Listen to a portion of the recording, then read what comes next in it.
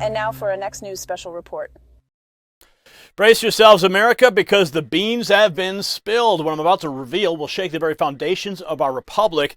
The Democrats have stooped to a new low in their desperate bid to stop President Trump, and the corruption is more brazen than you can imagine.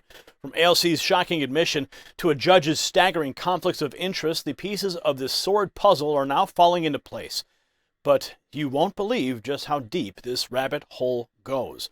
Now, folks, before we dive into our special report, a quick note. Our channel has been a beacon of truth for over a decade, but we now face an unprecedented threat.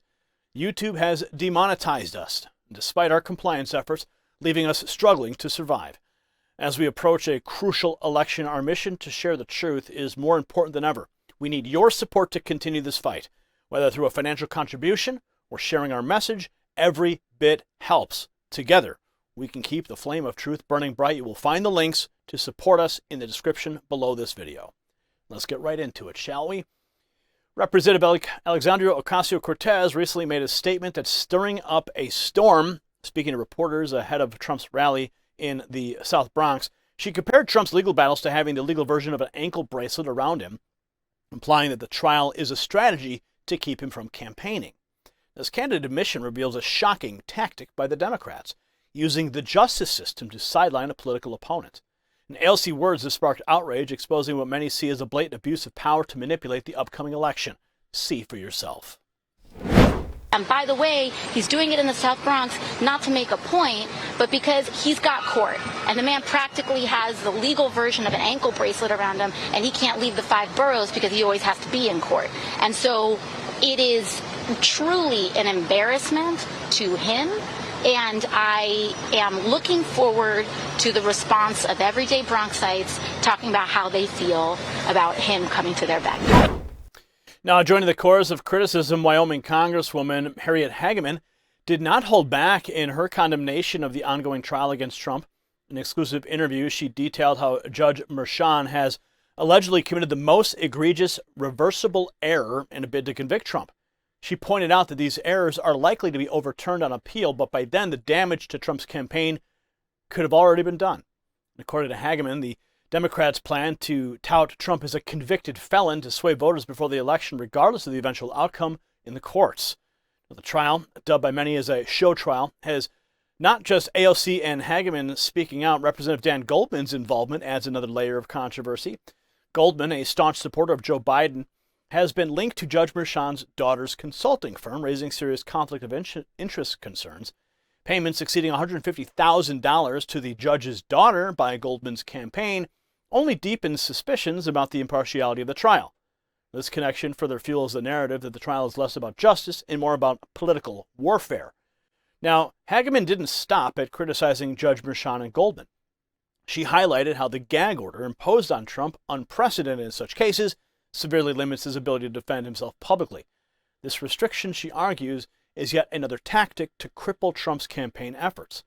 Moreover, the exclusion of former FEC Commissioner Bradley Smith's testimony, a key witness for Trump, showcases what Hageman describes as judicial misconduct aimed at ensuring Trump's conviction.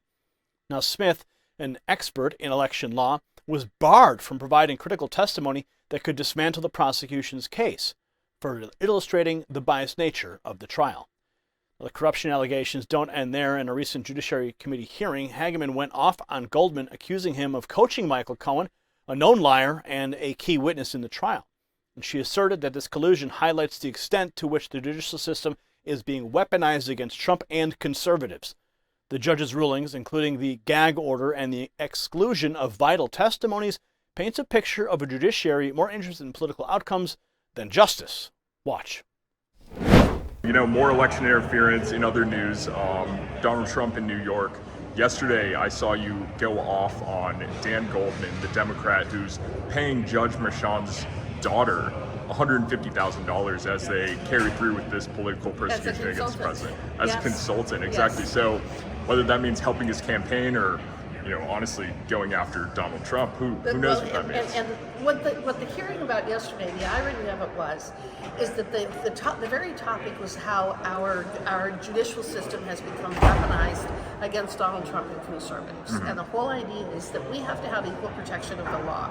Whether you are a Republican or a Democrat, you should be treated the same. What we're seeing is that our judicial system is going after conservatives and going after President Trump in order to stop them from succeeding. And so that was what the purpose of the hearing was about.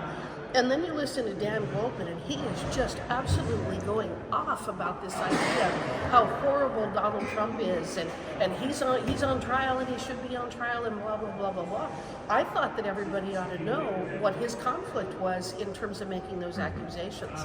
The primary one being that he has paid Judge Gershon's daughter $157,000 in consulting fees to help him get elected so that he can attack Republicans and Donald Trump. So the irony of that was incredibly rich.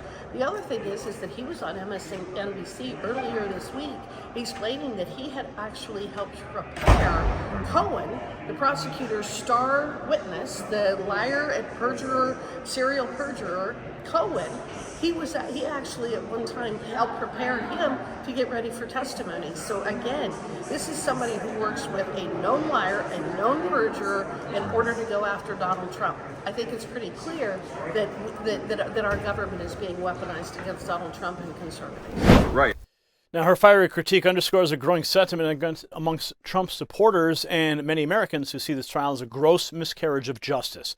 The intertwining of politics and the judiciary in this case sets a dangerous precedent. It raises the alarm about the potential erosion of fair trials and equal protection under the law, core principles that should be upheld regardless of political affiliation. If you got value from this report, tap subscribe. It's time for my final thought. Now, why does this story matter? Well, it matters because it underscores the fragility of our republic. When the justice system is weaponized for political gains, it threatens the very foundation of our nation. The American people deserve a system that upholds justice impartially, free from political manipulation. We must stay vigilant, call out corruption when we see it, and fight to preserve the integrity of our republic. This is not just about Trump. It's about safeguarding the principles that define our great nation. So stay informed, stay engaged, and together we can ensure that truth and justice will prevail. Congratulations, you made it to the end of the video. Now keep up your quest for truth with this next news report. And if you found our channel enlightening, join the millions who agree with you. Tap subscribe.